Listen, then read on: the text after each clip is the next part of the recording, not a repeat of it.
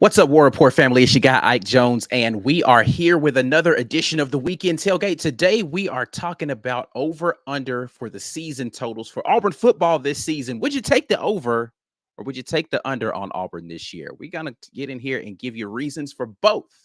Let's get straight into it. The Weekend Tailgate brought to you by Golden's Cast Iron. This is the Weekend Tailgate. Brought to you by Golden's Cast Iron. C-Dub. Ike Jones. Be Will. By G.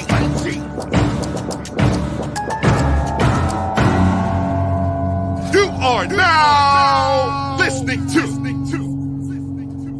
The Weekend Tailgate brought to you by Golden's Cast Iron. Whether you work out, grill out, or chill out, Golden's Cast Iron has something for you. Make sure you hit them up at goldenscastiron.com/WR. That is the War Reports page there. That lets them know the War Report sent you. And you can use code Get Your Weight Up to get a little something off of your weights. Maybe you're trying to get your winter body together because summer's already here. That's me, Ike. That's me. If you're just working on your summer body, you're a little late for that. So if you're trying to get the winter body together, get your weight up 15% off of the weights. You can use code TWR for $65 off of a fire pit or Kamado grill. They have a lot of different sized grills there. So you don't have to get the big boy, right? Like you can get you some small portable over there at Golden's Cast Iron. But make sure you use code TWR when you do that. If you're in here in the chat right now, make sure you're doing all the necessary things like sharing the content out there. Let's get some more people involved in this conversation. Should be a good one today as we do some season totals. Vegas has their odds out there, and we talk about reasons why potentially Auburn could fall short of that, or they absolutely eclipse that number. So we'll get into that. While you're out there doing your shares and such, Mike G is going to tell you other things that you could be doing to support what the War Report has going on. Yeah, look, we keep telling y'all Media Days is coming. Guys, Media Days is coming. And Ike and I are going to be there. We're driving to Dallas for you guys. And I can tell you there's not a lot of people doing that. So you can help us get there by signing up for one of these Patreon memberships. You guys have been doing a great job actually gifting these, which is amazing. So you can hit that gifted membership button as well. Give the gift of the War Report. Help us keep some of the kind of external work we got going on at the War Report. If you follow us on social media, you'll know we're at practices. We're all over the place, Ike. We're all over Birmingham and Auburn and the state of Alabama, covering Auburn sports for you guys. So we appreciate you guys for helping us grow that community. That's important and vital to the work that we do. Also want to thank show sponsor Vintage 2298 Restaurant and Butcher Shop. If you're looking for some good eats in town, there's no better place than Vintage 2298. Visit them at 2298 East University Drive in Auburn, Alabama. That's over by the Ace Hardware, former sponsors of the War Report, and the theater, the movie theater in the mall. Lots of stuff over there. So get your shop on, get your eat on. Visit Vintage 2298. Let them know the War Report sent you. And the owner, Randall, there, he might hook you up with a little something. Also, visit the Rogue Shop, rogueshop.com, and use code REPORT to get 50% off your next order. Sleep, stress, anxiety, pain, whatever ails you in life, the Rogue Shop has something just for you. So, rogueshop.com. Use code REPORT. Also, let them know the War Report sent you. Yes, indeed. We appreciate everybody who's out here in War Report land today. Talking a little Auburn football. Mike G had an opportunity to sit down with our guy Josh Pate recently. I did. And had a conversation come up with Josh about Auburn football over-unders as the Vegas predictors have it for the season. And Josh, unlike last year, said he would take the Vegas under this year for Auburn. Now the over-under for Auburn is currently set at 7.5, which would mean that 7 or fewer wins, Josh Pate would be correct. If they get to 8 wins, then he would lose that bet. Mike G, let's talk about it a little bit. And, I'll give you the choice. Do we want to take the sunshine portion of this first, or are we going to have the clouds befall the live? And or Let's are we start gonna with the sunshine. Let's start give with them the sunshine. sunshine first, Yeah. and then have the rain clouds Let's bump come some. after the break? Is that what we're gonna do? That's what we're All gonna right. do. All right. So, if you were a betting man, which Mike G every now and then is known to put a few chips down, and you got $100 to place a bet, tell the people 3 reasons why they should say buy stock in this Auburn team. They will eclipse 8 wins this season. 8 or more wins get you the over. How do you get there? And what are the reasons that it's going to happen this year for them? I may surprise a lot of people with this first reason, but reason number 1 for me to take the over on Auburn, over 7.5 wins. Hear me out. If you saying this at the beginning, I kind of feel like where this is going to continue.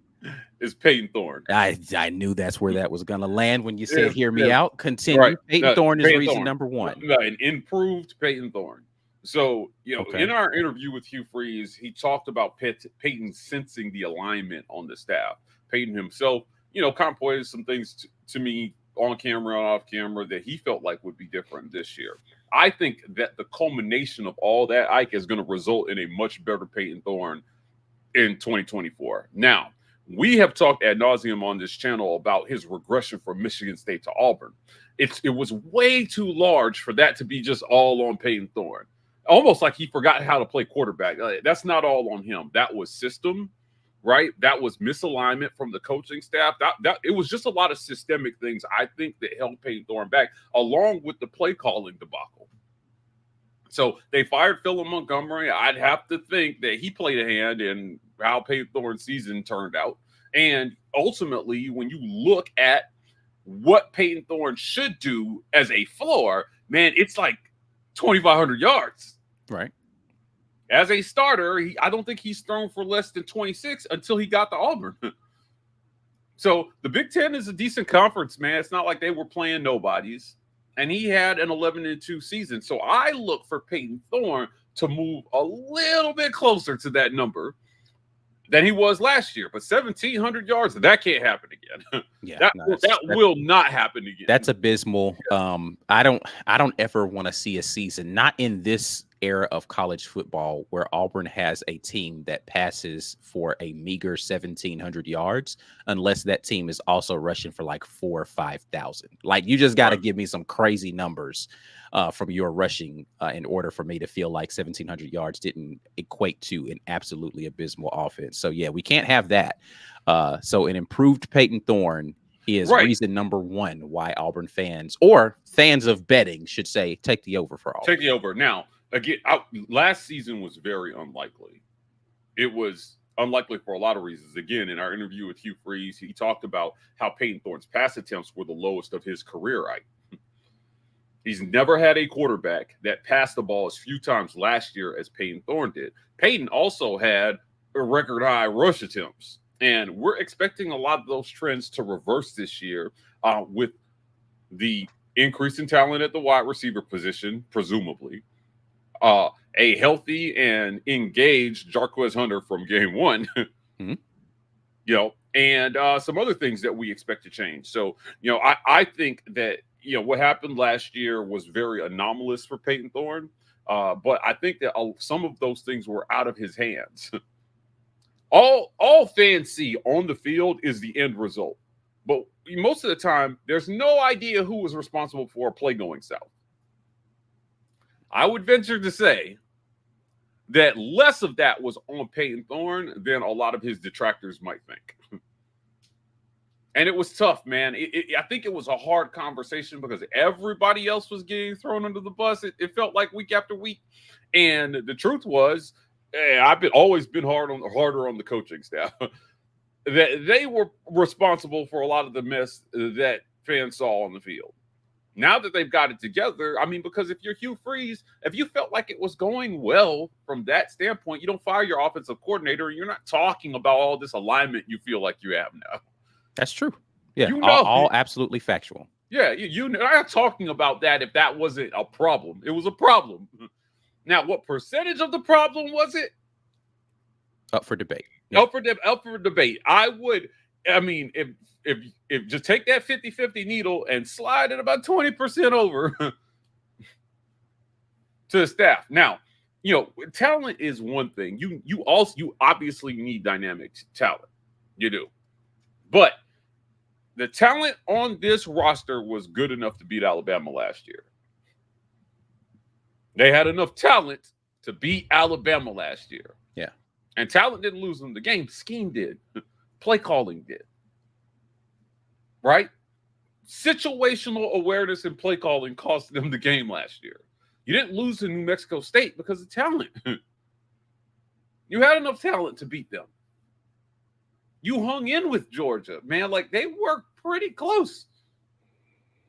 So, that's where I see this thing going for Hugh Freeze and company. I think that they really have to throw Peyton a bone back this year. I think that that's one of the reasons why, hear me out on this one too, that he was willing to stick with Peyton Thorne for year 2.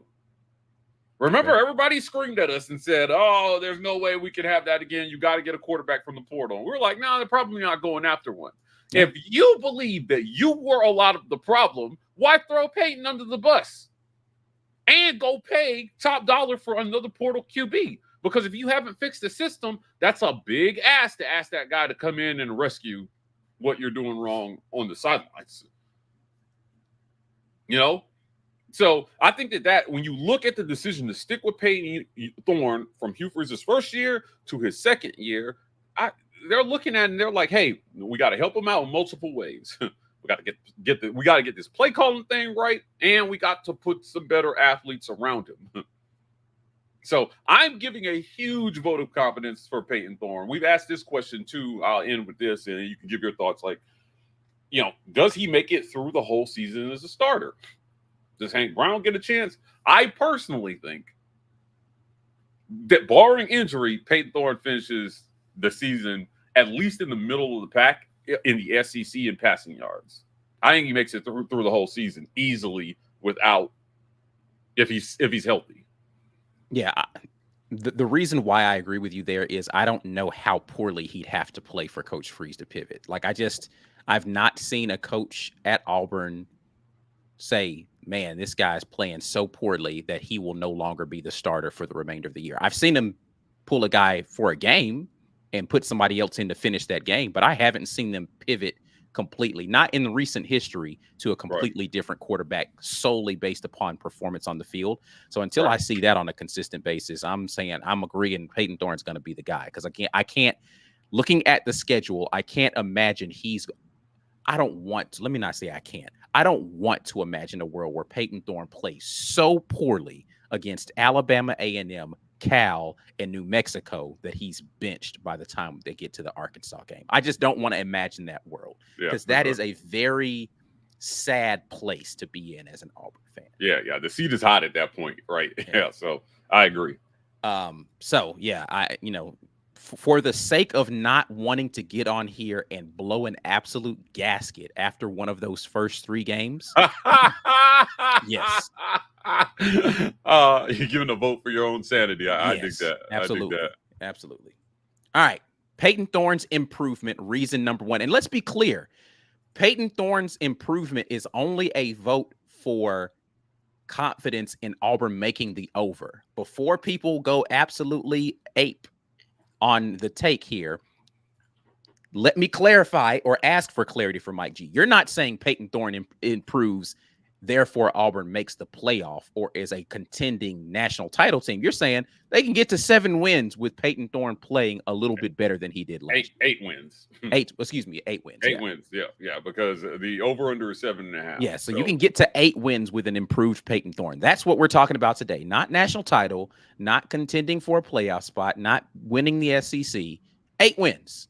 8 wins. I think that's good improvement. I thought 7 would suffice, as long as you win the right ones. I think 7 is still a decent outcome for the season, to your point, as long as you get the correct win. Like, you win the games you're supposed to, right? And then you get one of the games maybe that you were kind of not necessarily supposed to win, but you weren't supposed to get blown out in it either. Or you do pull off a crazy upset in one of those other wins, and the offense looks like it's taking the progression forward. I think that's good enough for this season for the purpose of Coach Freeze and his progression of the program. Agree with that. All right, let's get to number 2 here on your list. Peyton Thorne is number 1, the improvement of Peyton Thorne. What else gets Auburn to 8 wins this season? Remembering Auburn has not had more than 6 wins for the last few seasons. Yeah, that's a sad stat. That's a really sad stat. I think reason number 2, you should take the over on Auburn in 2024 is the schedule. Okay. The schedule is as favorable to a hot start to the season as they could have hoped for. Okay. So you get to get some momentum going. Now, who do they play? Well, they start off with Alabama A&M. I think we all agree, win. Cal, as we stand right now, that's a win. I'm telling you, that's a win. Anything less than a win, if you allow Cal to call, you went out west and you beat them. Now, you didn't beat them convincingly, but you played one of your worst games and still won. Pause on that, because Okay. I have been going back and watching a lot of our games from last season just because I'm doing some film review stuff. I forgot how many field goals Cal missed in that game. Oh, Good God. That field goal kicker absolutely gifted Auburn that game by his inability to make a freaking field goal. Yeah. But anyway, continue. But that's a game you should win. Your defense played well in that game. And Damari got hurt, right? It was Jarquez's first game back, and we got a spy. We got Sam Jackson. So all the trade secrets are on Auburn's sideline this year. So that's a game you should win. That's 2-0 to start the season. An easy 2-0. Then you got New Mexico. So we're playing their brethren in the state. Just drop the state off, and that's the school you got. You got New Mexico coming to Jordan. No G5 losses this year. I'm going to go ahead and say no G5 losses this year. Again, for the sake of my sanity, I'm right there with you. Yeah. So we'll go 3-0 there. Then you get Arkansas. You get your first SEC test in game 4. I believe this to be a win.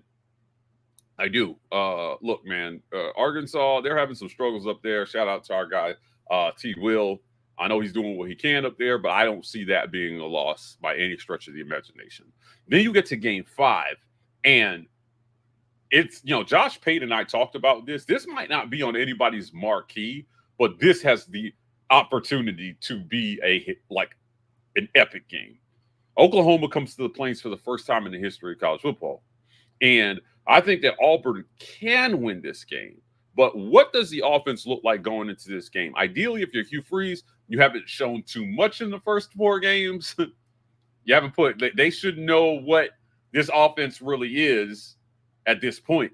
So, if you've got it rolling and Peyton Thorne is still your quarterback, by this game, I like Auburn's chances to take this thing into the fourth quarter, and then, tie goes to the home team win. So potentially, I don't know any reasonable person would, based on what they did last year and with the improvement in talent around them at certain positions, would argue that 5-0 is possible in that start. After that, you got to get 3 more games. Yeah. That's it. And you still have a cupcake. And you got Vandy is on the schedule. Yeah. And Vandy is on the schedule. La Monroe is on the schedule. So I think that's a good reason to take it. If they start 5-0 and they just got to get 3 more, because listen, it's going to be if they don't get 3 more, it's going to be a really piss poor sad end to the season. Yeah. Think about this. Right? If they only win 2 more games, I feel like Harsin year 1. yeah, it's going to be an epic collapse. Now, is that possible? Well, certainly. After Oklahoma, you got to go to Athens. You have to go to Missouri. You have to go to Kentucky. And that's a month-long stretch, essentially, because there's a bye week in there between Georgia and Missouri. Mm-hmm. So, you don't play at home for a month in those 3 games. Adding in the bye week, But you have a chance to regroup before you go to Columbia. So I've said this, right? In this stretch that starts at Georgia, right? Well, it starts at Oklahoma and ends at Kentucky. If Auburn gets 2 of these games, if you can find a way to beat Oklahoma and Kentucky, maybe you lose to Georgia, Missouri. I think, most experts would favor those 2 teams in their house, right? Get Oklahoma and Kentucky, and you've got a chance to do something, to have a special Iron Bowl going to Tuscaloosa that year. So I like the odds of an 8 win. I was on record earlier this year saying that I thought maybe the ceiling was 7 wins. Mm-hmm. Right. With some of the optimism that's been injected into my veins by the players themselves, I think, okay, I'll move that needle to 8. Now, there are always those who think, it's 10 wins, guys, and I'm just not there. I'm not there because the road stretch is difficult. You got Georgia, Missouri, Kentucky, and Bama all on the road. You lose those 4 games, that's 8. Right. You have to win the rest. And there's there's no guarantee they beat A&M. Not right now. I'd like to think that they win that game, but there's no guarantee. There's no guarantee that they beat Oklahoma. It's going to be one of those things where if they get it moved the right direction, I see 8 wins. And look, man, the schedule it's still tough because it's an SEC schedule. But 8 home games this year, man, it's doable. 8 is doable, and that's why I would take the over because of the schedule. Okay. So number 1, the improvement of Peyton Thorne. Number 2, Auburn's schedule sets up favorably to be able to do it. Number 3 reason why Mike G says take the over for Auburn this season. What you got? The number 3 reason you should take the over on Auburn is Cam Coleman. Okay. We've talked about this ad nauseum as well too. He's going to play from game 1 for sure. He's going to be a starter. When they roll out there against A&M, it's going to be the Cam Coleman show, right?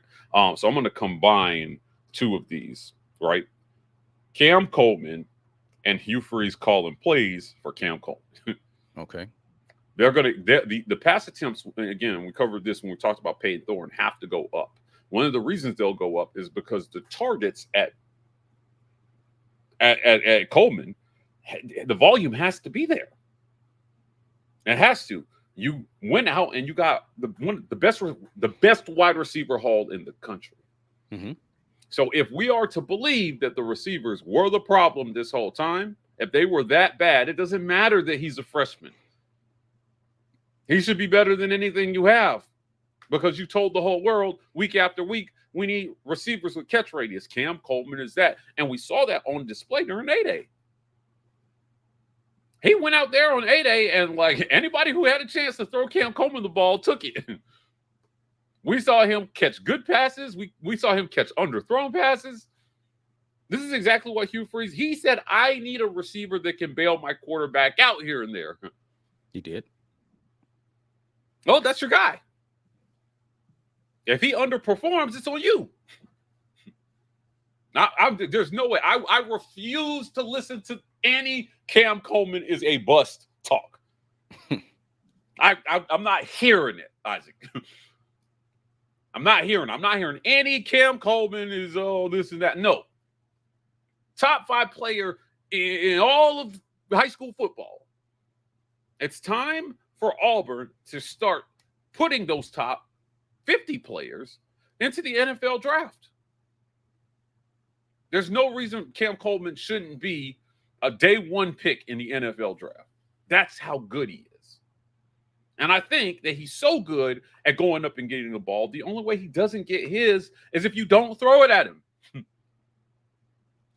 They're going to do that. Now, we talked about Lambert Smith. What did he have, like 80-something targets last year? Right? Rivaldo Fairweather only had 53 catches.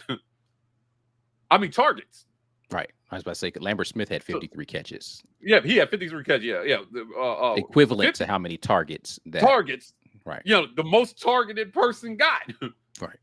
Jay Fair had even less than that, and he was the most targeted actual receiver. You can't play Cam Coleman that way.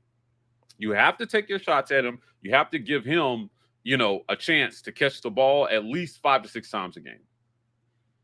5 to 6 targets a game. And that might be underselling it a little bit. I'm just saying that's the absolute floor. But it probably should be closer to 8. In a 12-game schedule, it should be closer to 8 to 9 targets a game. 8 targets a game, that's, 96 targets on the season. That's reasonable for a guy you expect to be a number 1 receiver, an all-SEC performer in this league. Go back and look at Luther Burden's targets, right? Go back and look at Malik Neighbors' targets last year. Look at Trey Harris's targets. All those guys were well north of 80 targets. Auburn has to get back to that. So if we get what I said in reason number 1, an improved Peyton Thorne, you're going to see more trust in him to make those passes, and they're going to have to call those plays. And I think that's where Hugh Freeze fits into this. Better play calling, and Cam Coleman is going to equal the over on Auburn. Hear me out. Yeah, right. If you think Cam Coleman is good for maybe a touchdown, plus 4 to 6 points a game or 3 to 6 points a game, you beat Alabama. You probably don't lose to New Mexico State. His presence alone, if they use him correctly, might be worth plus 2 wins over what you did last year. Peyton Thorne and Cam Coleman, the improved Peyton Thorne and Cam Coleman could be the difference in winning a close one or losing a close one. Now, going into Tuscaloosa and winning, they haven't done that since the Cam back, right? That's going to be a tall task. But I think Auburn, nobody's scared to go to Columbia, Missouri. Yeah, they haven't built that mystique. Yeah. Nobody's scared to go to Columbia, Missouri. Like, if there were a big game on the schedule that I think that Auburn could win on the road, it's that one. Kentucky might be a harder place to play. So I like Cam Coleman, and I think it won't be him alone. So some of the other young guys are going to get a shot. I think Perry Thompson is going to get a shot this year to show what he can do, right? And I think Robert Lewis is going to have an impact on this one as well too. But I think it starts with Cam Coleman. I think that the attention that he will garner from defenses will open up opportunities for everybody else. And if you have him on the field, even as a decoy, he's so valuable to your production. And it's going to be worth a win or two in 2024. So Cam Coleman, man, and Hugh Freeze calling plays for Cam Coleman. All right. So for Mike G, the improvement of Peyton Thorne year over year, the way the schedule sets up, and the play calling Hugh Freeze will initiate for one Cam Coleman as a difference maker on the offense. Reasons why, if you're betting this year, take the over for Auburn. Yeah. All right. Sounds good. So we've done our sunshine. We've given you all the good stuff.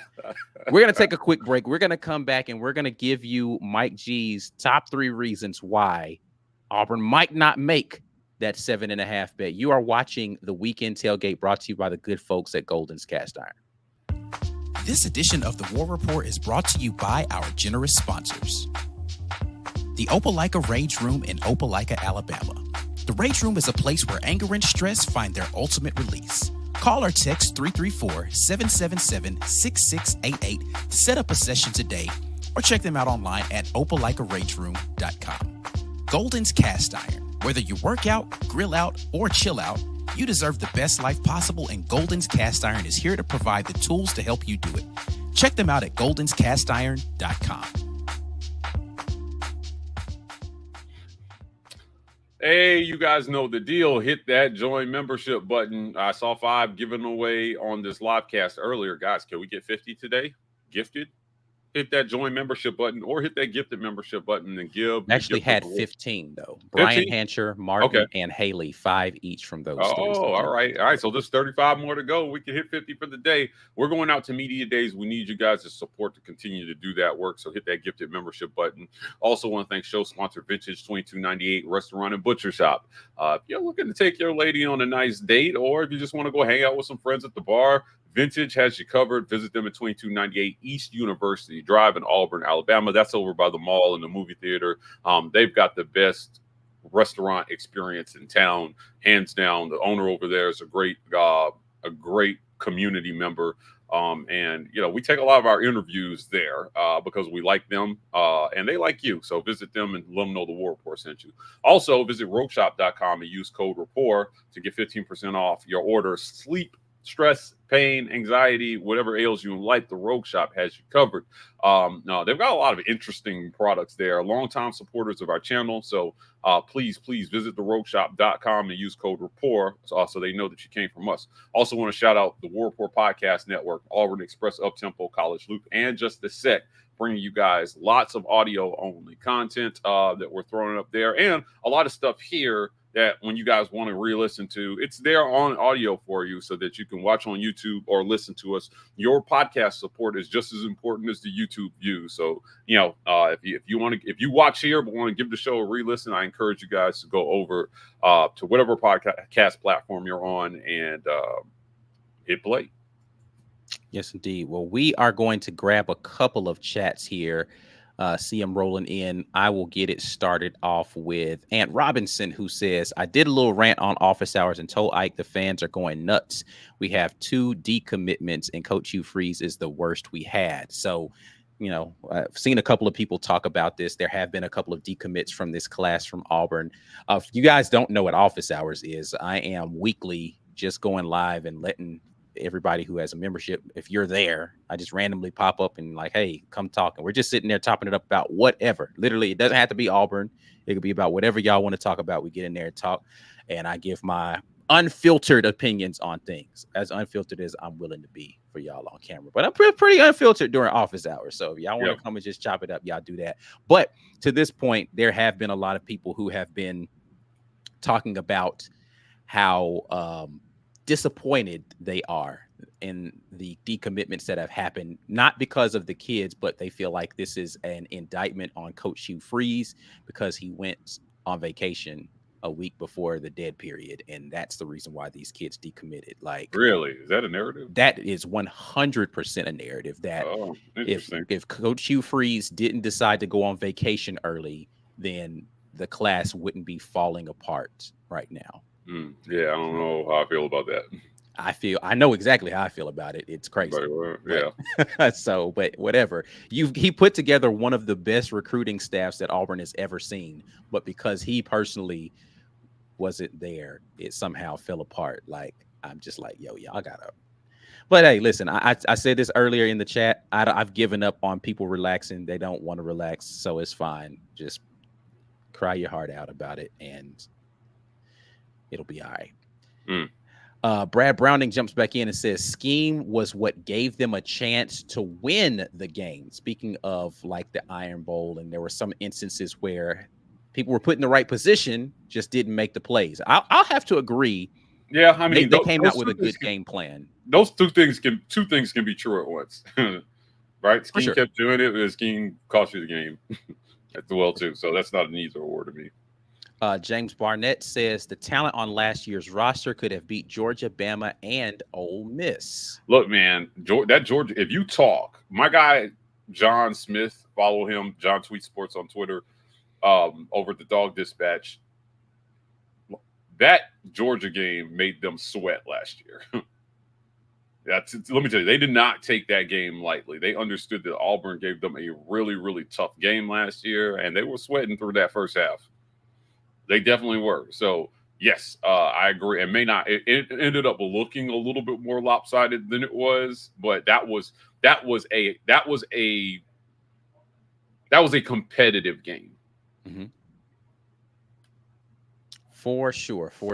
Let's see.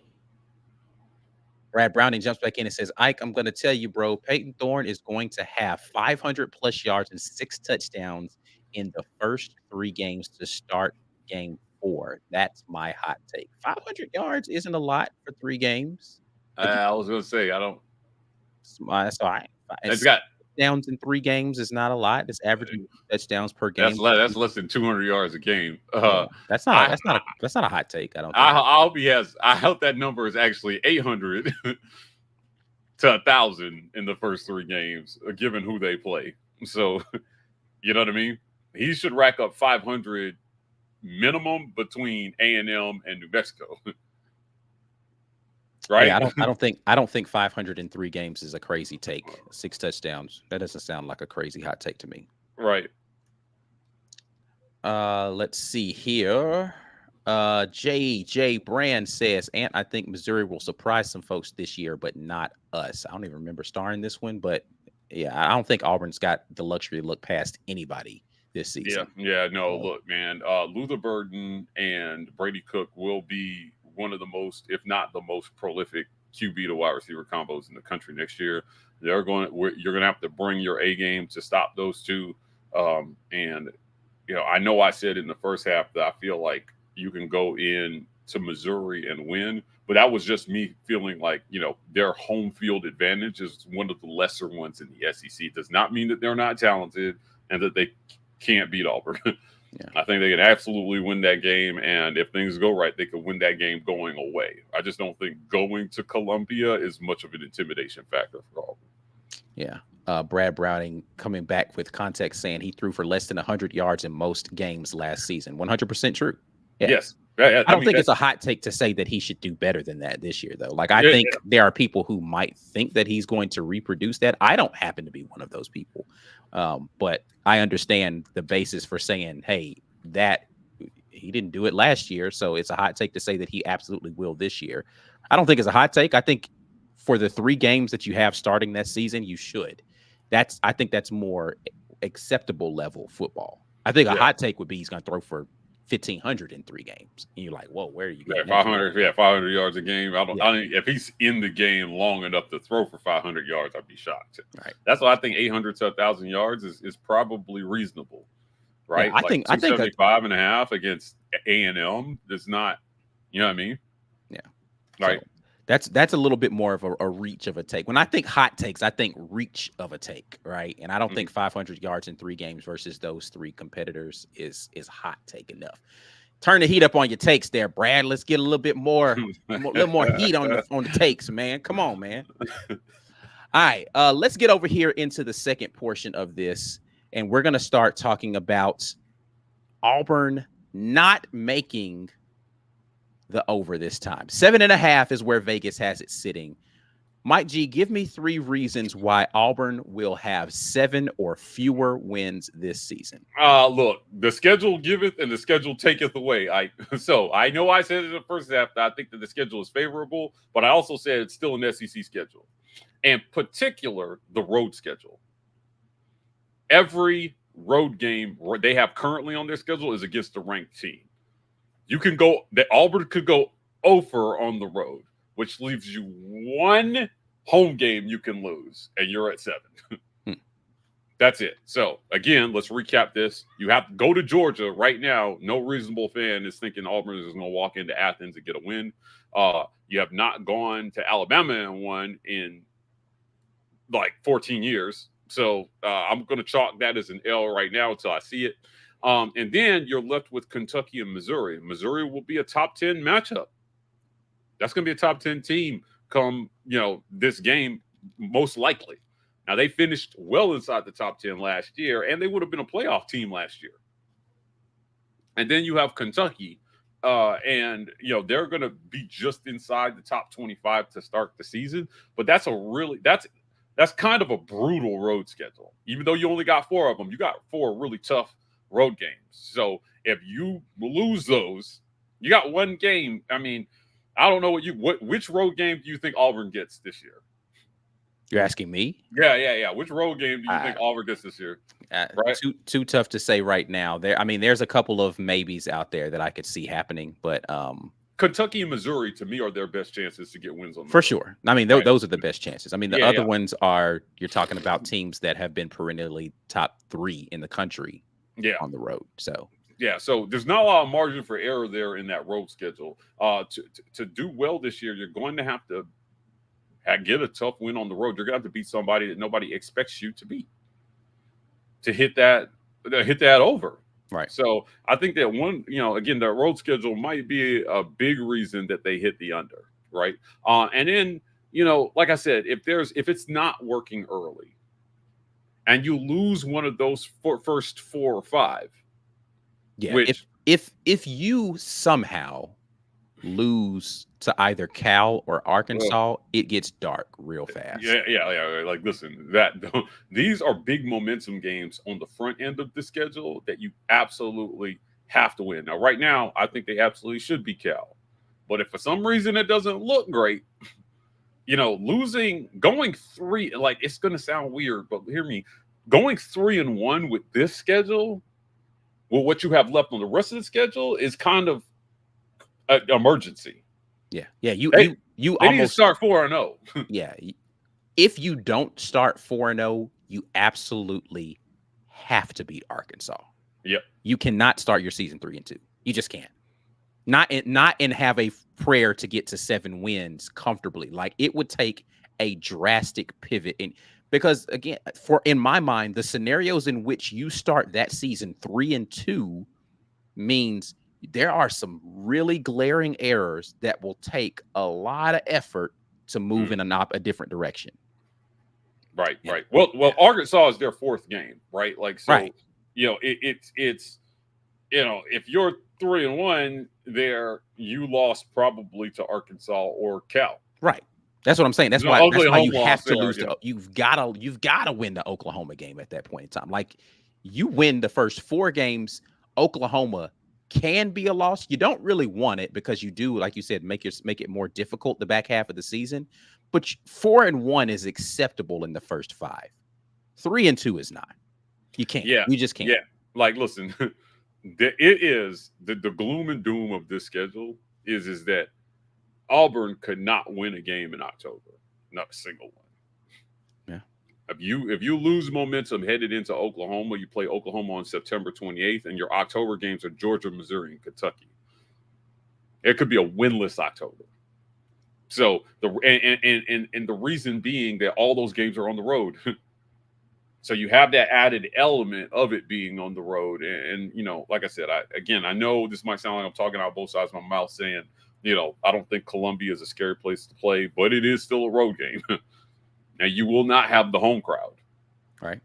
Right. So, and they will be a top 10 team. I believe that. I had a lot of faith in Missouri last year. I was on the record of saying that I thought that they would be a factor in the East. And look, man, they played Georgia tough.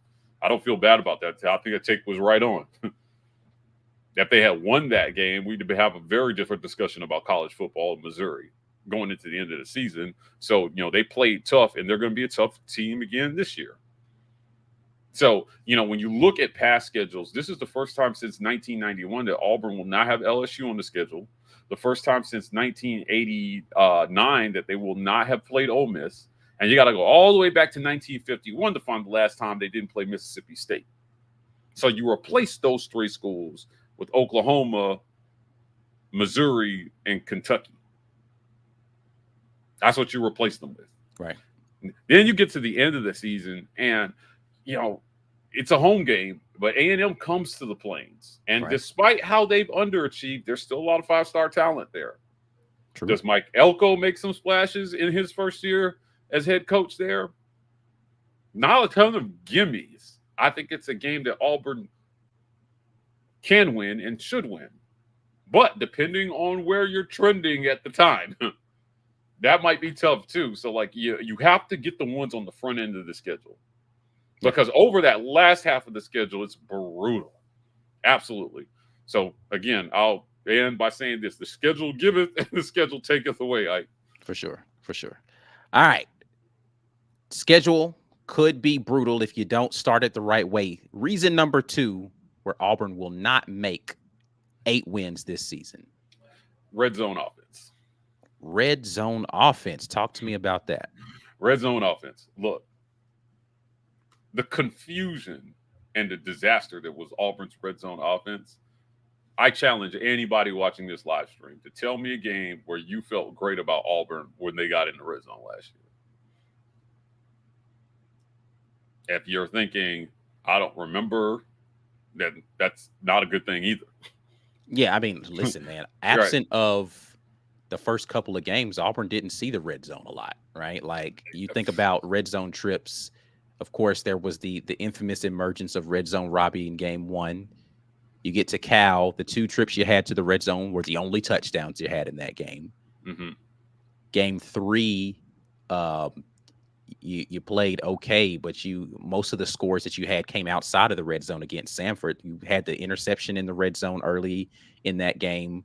I think the rest of the touchdowns you had were longer than 20 yards. So like you had a lot of field goals and such. So yeah, there weren't a lot of trips to the red zone last year. Yeah, if you're going to win some of these close games, Ike, it's going to come down, and some of them are going to come down to red zone execution. And when you don't make many plays in the red zone, how much confidence are you going to have that they're going to be able to dial something up? You know what I mean? 4th and goal from the 12. You know, third and 9 from the 15. When you got to keep a drive going. There was a lot of confusion and misalignment on the staff's part about what to call, and players were going into the game like, what are we running? What's going on, guys? So when Hugh Freeze talks about alignment, I like, man, if they can't get this part together, I'm firmly on the under. Because these games, you know, Auburn they're not going to blow a lot of people out this year. They're going to have to win some games 10 points or less. Yeah. Might be a good amount of them, too, on this schedule. So I don't see them blowing a lot of people out. And, you know, execution, in particular red zone execution, is going to be the difference between winning and losing when there's such a thin margin for error between over and under. Right? So think about it. Like, it's so close that we use the schedule as a reason that they would hit the over and a reason they might hit the under. That's how tight the margin for error is on the schedule. Which is why Vegas got the number right. I think 7.5 is a really good number. Yeah, when you look at this, when you look at 7.5, you're thinking, okay, they have a chance to win all their home games, but lose all their road games. Right? You win them all, that's 8.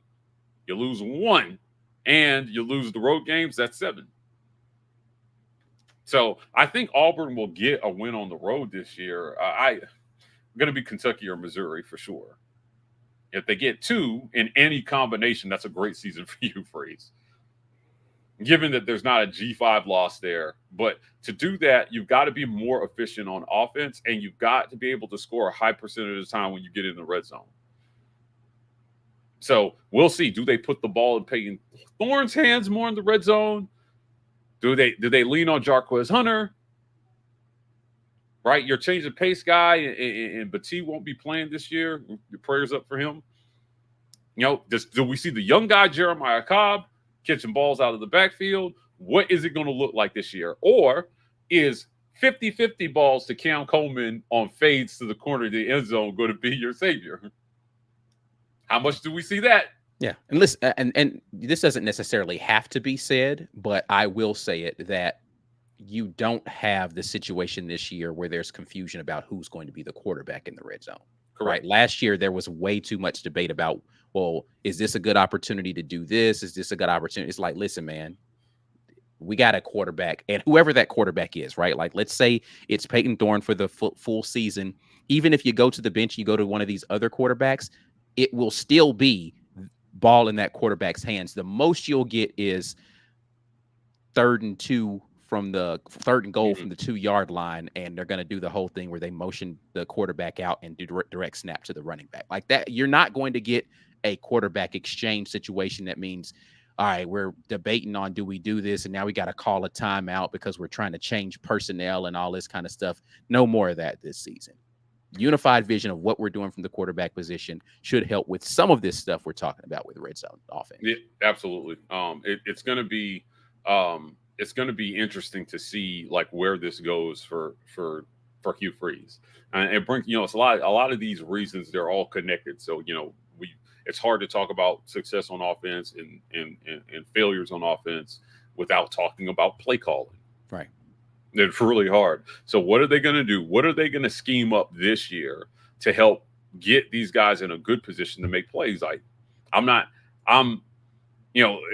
We asked him the question about play calling, And we said, who's going to call plays? And he kind of gave us the, well, everybody will have their input. No, one person is going to be calling plays on Saturdays. Yeah, right. It's not a committee.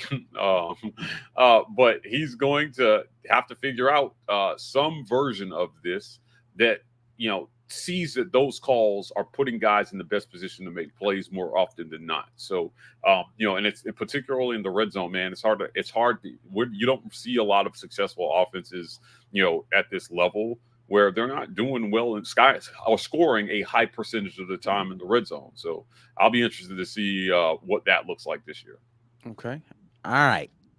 Let's get to your final reason Auburn does not cover the spread this year in the over-under. Vegas over-under set at 7.5 this year. Auburn's got to win 8 games to surpass it. Mike G, reason number 3 why Auburn doesn't make it this year. Okay, hear me out. Offensive line.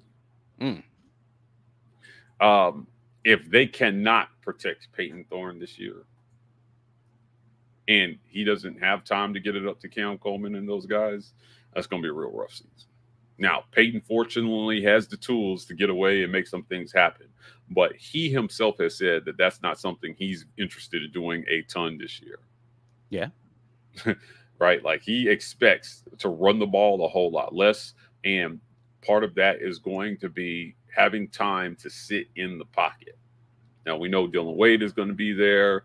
We're kind of looking at what that offense is going to be looking like, and I've got this pulled up here. I just wanted to make sure that I had my guys. It closed on me, sorry. But, like I said, they've got some experience returning at offensive line. Wade had some – Dylan, I like Dylan, but he had some frustrating penalties at times last year. He did, absolutely. Had some very frustrating penalties. Can they keep the holding calls to a minimum, right? The false starts, the untimely false starts. This offensive line has some work to do. And then you've got who's our guy that just left? He was at the fireside. God.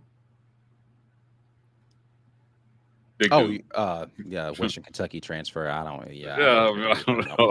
Yeah. If you hadn't asked me right then, I'd have probably been able to. Oh my goodness. But he played well.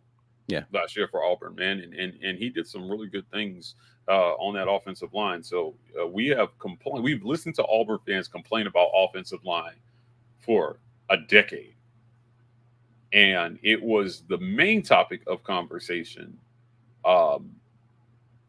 When Bo was here. For sure. Bo can't be Bo because of the offensive line. Well, if that's true for him, that's true for everybody else. Thank you, Gunnar Britton. Somebody in Gunnar Britton. I don't know why I was drawing a blank on my guy Gunnar. Yeah. But if it was true for him, it's true for every quarterback that came after him. It was certainly true for TJ Finley. And even more so with quarterbacks with less experience, like Robbie or Hank or any of these guys that came in after. So, Peyton Thorne, I don't think asking him to be a superhero is the right thing, man. Like, I think he can manage a game for you. He can throw a good deep ball if you give him time. And he needs a guy to, he'll throw some dimes at times, and then he needs some guys to go rescue him at times. But you have to give him the time this year to be able to do that. And I'm on the fence about this offensive line. I'm a little on the fence about this offensive line. So, we'll see how that turns out. But I think the O-line will be a reason that you see production increase 15 to 20%, or a reason that it stays. It's hard to envision a scenario where they do worse than they did last year offensively.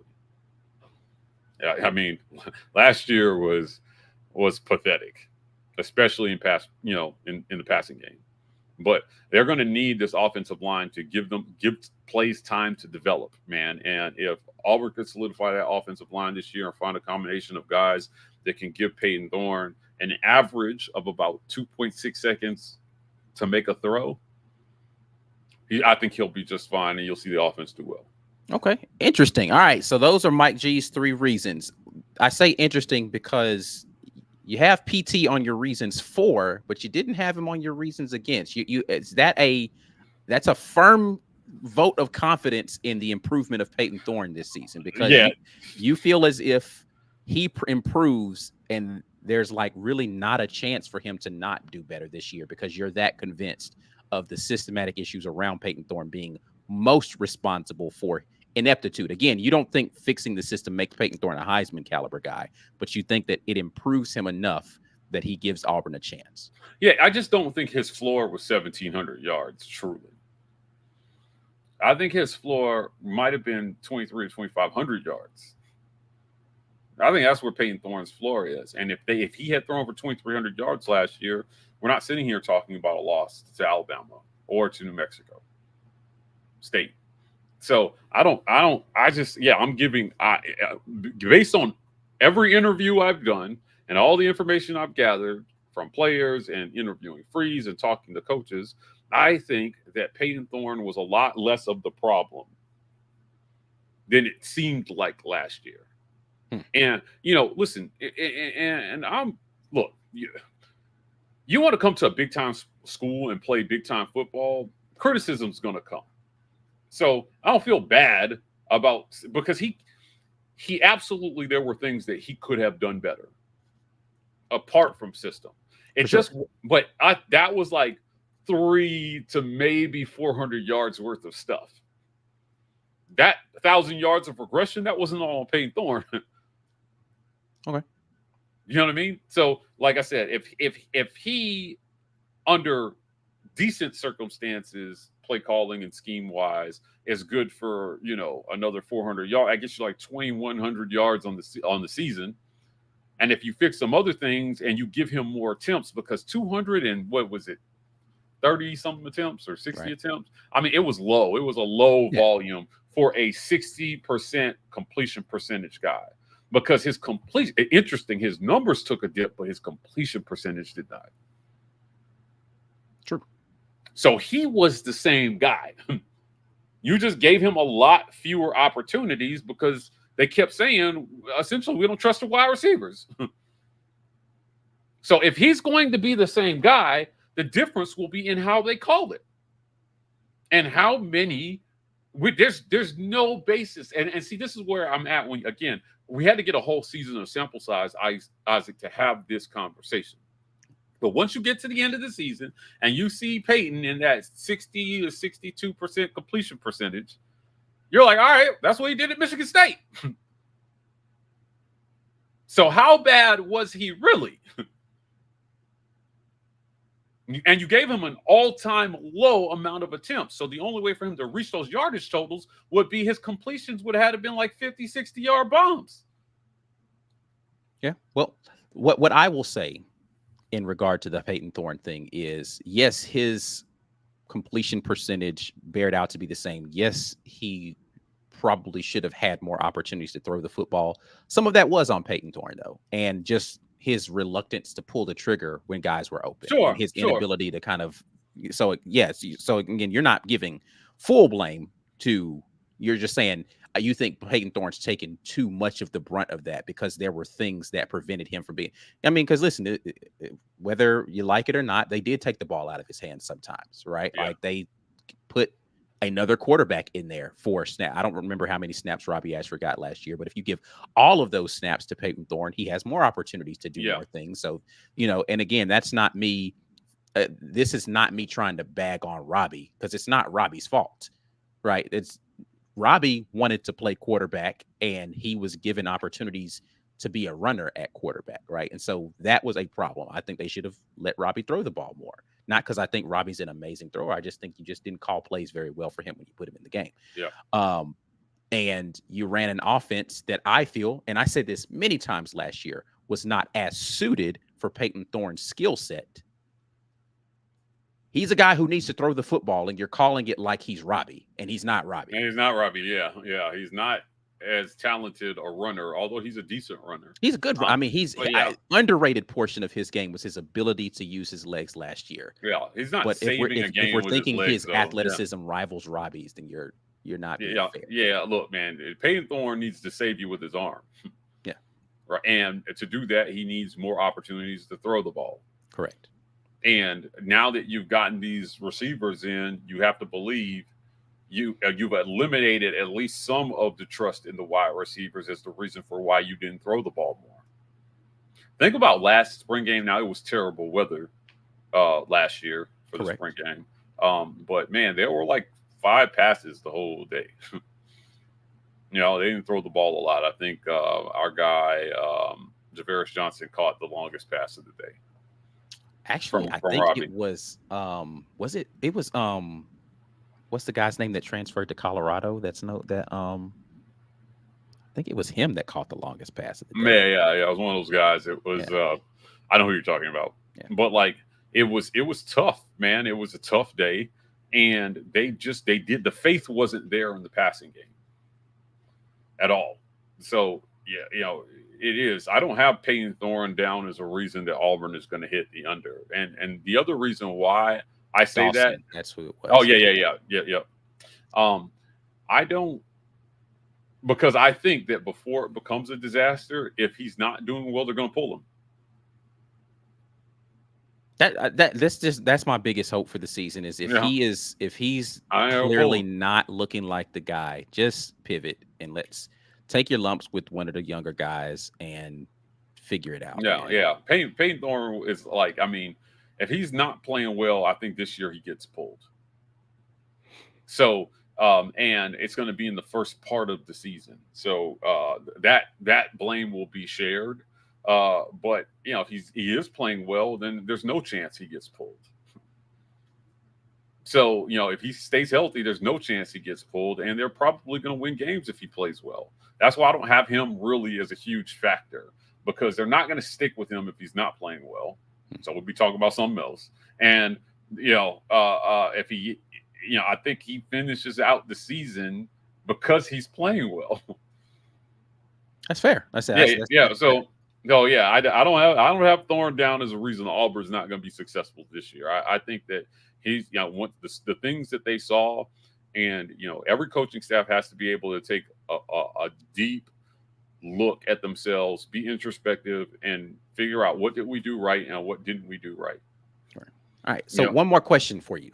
On neither of these reasons, for or against, did you mention anything about the defense? Do you feel as if the defense is going to be on par with last year, or do you feel like really it's really about the offense? Like the defense just needs to do what they continue to have been doing, and it's about the performance of the offense. So what was the reason defense wasn't a part of this? Yeah, I almost added pass rush to this. It was like on my alternates, right? But I think that nobody thought this defense was going to play as well as they did last year. And they may have upgraded from a coaching standpoint on the defensive side of the ball. So getting Charles Kelly and DJ Durkin in there working together, people I've talked to have said they're working on some really creative things that they're excited to unleash on the SEC this coming season. I just don't have the leadership on that side of the ball, the Jason Jones, the Keontae Scotts, man. Like I don't, and then you've got some surprises. I think Malik Blockton, the young linebackers and or the edge guys, and DeMarcus Riddick, right? Like the kid from Florida, what's his name? He was committed to Florida. Yeah, I don't know why my brain is. I don't know why my brain is not working on these recruits names today. But he was a flip. We flipped him from Florida. Yeah, I know exactly what you're talking about, and I just brain ain't coming up with like actual answers for any of this stuff. But I think all these guys will have an impact, and the defense is going to have surprising depth next year. But I expect them to be. I expect them to be a solid unit on that side of the ball. No, it's not Amaris Williams. I don't. Jamonte Waller. The guy's not Waller. Jamonte Waller. There you go. Right. These guys and Malik Blockton looks like a monster already. I love what they're doing on that side of the ball, man. I just don't have a lot of questions about it. So if it's not saying that nothing can't go wrong over there. Like there's nothing on defense that stands out to me as a reason that Auburn may hit it's going to keep them from hitting the over under. They played well last year, and I think they may have upgraded. Like now you lost DJ James and some of those guys, sure, but there was a lot of talent in that secondary, man, and you've got some. If they can shore up linebacker and they can get off the edge and get after and our guy Eugene Asante and company can get after the quarterback. Like I don't know. Maybe I'm happy to be proven wrong, but I'm not defense. I'm not looking at a ton. For sure. All right, let's get over here into the chat and close this out for today. Appreciate you all jumping in with me. Miller House mentions the defense. He says DJ Durkin's defense will be top 3 in the SEC. Yeah. We're going on a revenge tour this season. Miller has been noted as being very high on this defense. I don't know about top 3, but hey, listen, I'd love to see it.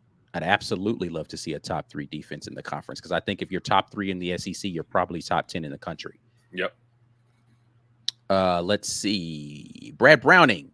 The hot take is he won't be starting in game 4 if he doesn't hit those numbers. Speaking of previously talking about Peyton Thorne with 500 yards and 6 touchdowns. If he doesn't make 500 yards and 6 touchdowns in the first 3 games, Peyton Thorne will be pulled in favor of who we assume to be QB2 Hank Brown.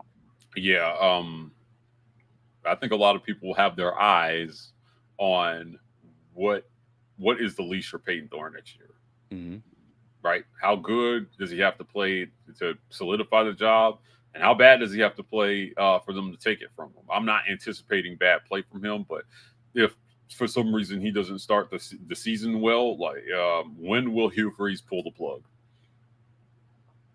That is the question for me as well. If he's not doing well, what does it take to what does he need to see from Peyton Thorne to say that I've seen enough? Yeah.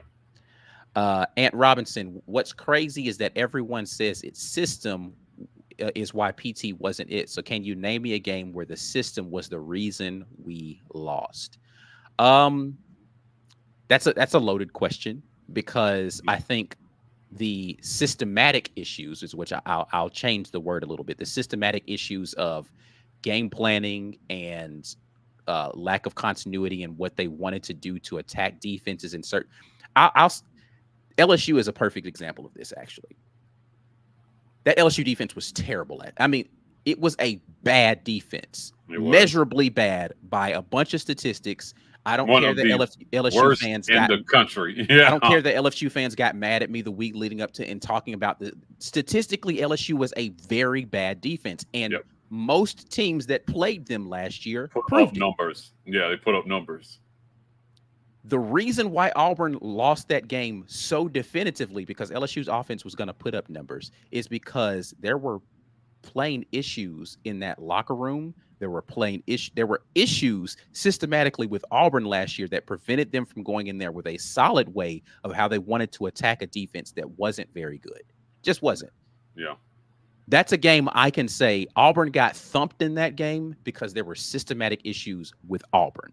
Yeah. Look, LSU was, if they had had an average defense last year, they're in the playoff with the way Jaden Daniels played last year. An average defense would have gotten them to the playoff.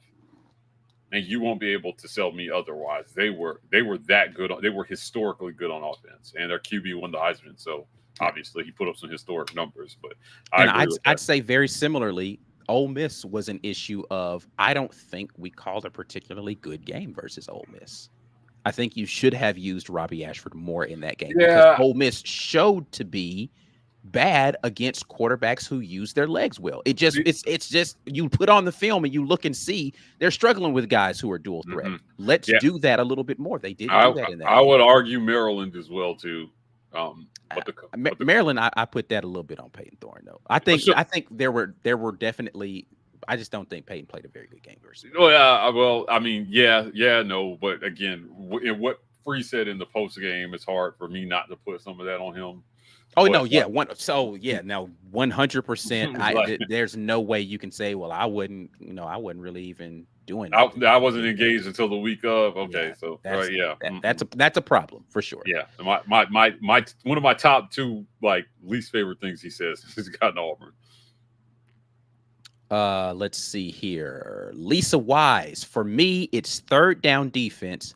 On 3rd and 5+, defensive backs cannot line up 6 yards off the line of scrimmage. Receivers have killed us repeatedly with a simple slant for the last 3 to 4 years. Third down defense is a big one. This is a big one for me for Auburn next year is how well, and I talked about this a little bit. I think it might have been office hours where I was talking about this, about how the issue for Auburn, if you guys, or it might have been last Wednesday, I don't remember.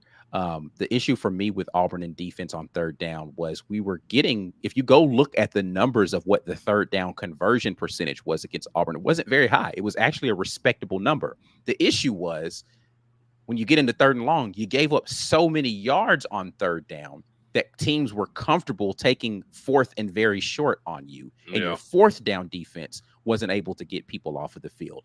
Auburn has to get off the field more consistently with short drives that the defense is giving up, meaning you're forcing 3 and outs or 5 or fewer plays and that end in punts and or turnovers. That's what Auburn's defense needs to do next year that they were unable to do consistently last year. Turnovers, really good first half of the season, not so great back half of the season.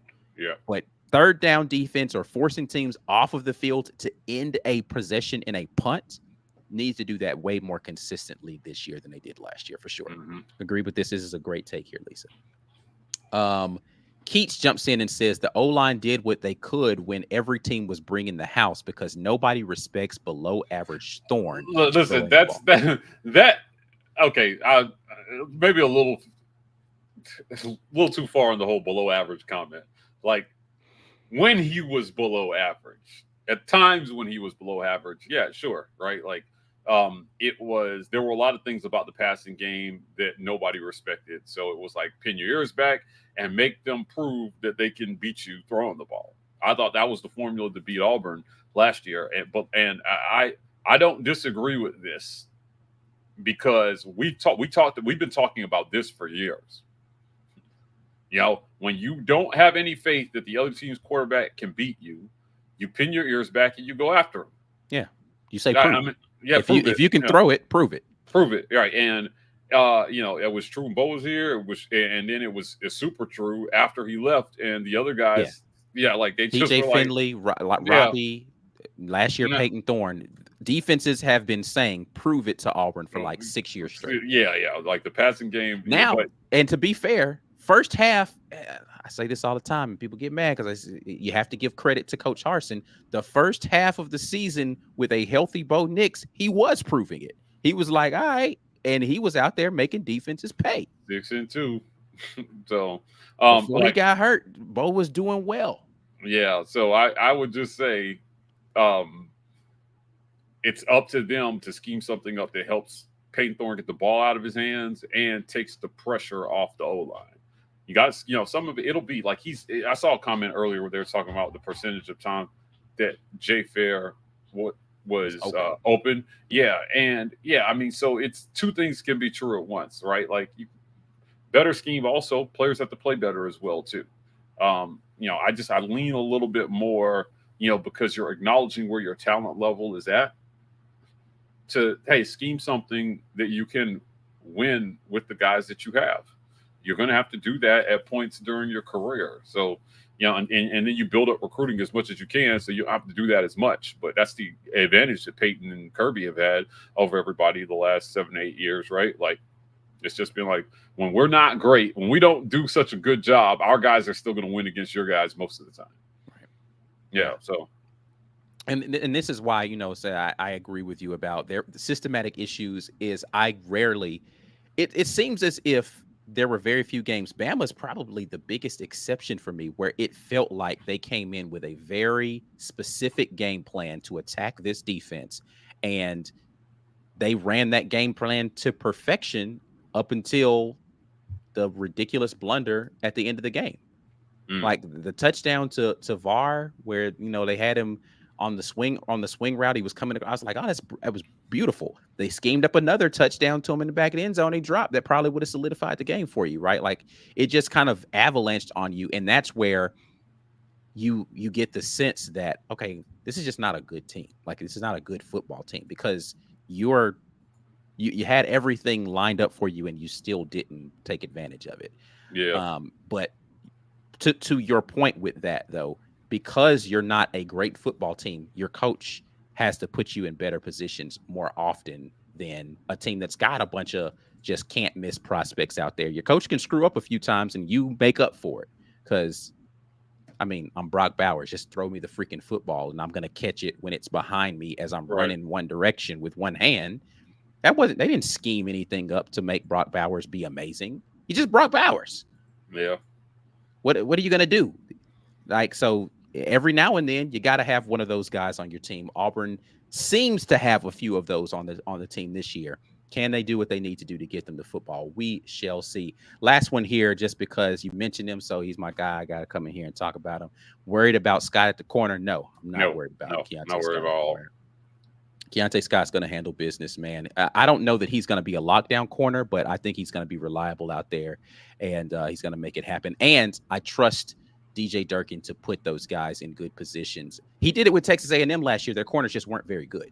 So it's just, that was the issue, like that. But that front seven was so good that defense didn't have to have great corners. And so I'm hoping he puts the front seven in those types of positions again this year.